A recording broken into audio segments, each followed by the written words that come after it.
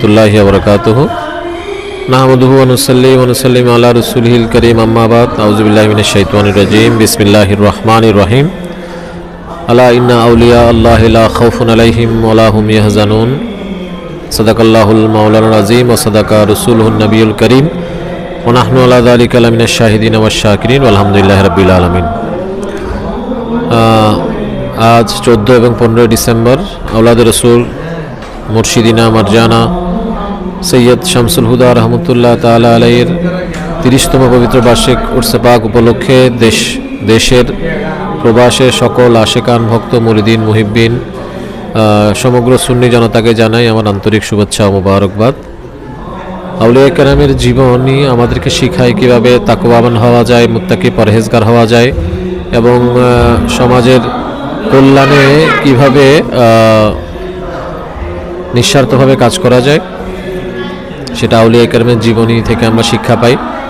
মুর্শিদে করিম সৈয়দ শামসুল হুদা রহমতুল্লাহ আলাইহির 30তম উরসে পাক উপলক্ষে আমরা 3 দিনের কর্মসূচি হাতে নিয়েছি। তার মধ্যে গতকাল আমাদের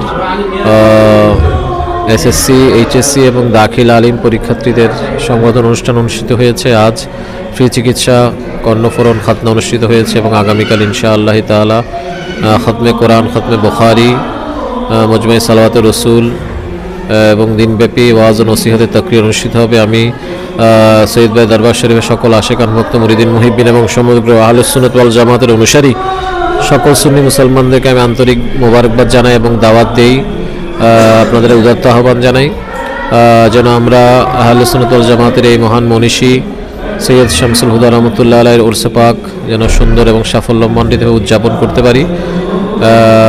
আউলিয়া কেরামের জীবনী থেকে যেন আমরা কোরআন সুন্নাহর অনুসরণ, তাকওয়াবান মুত্তাকি পরহেজগার হওয়ার এই দৃঢ় প্রত্যয় ব্যক্ত করতে পারি, আমাদের জীবনকে সুন্দর করতে পারি, পবিত্র করতে পারি।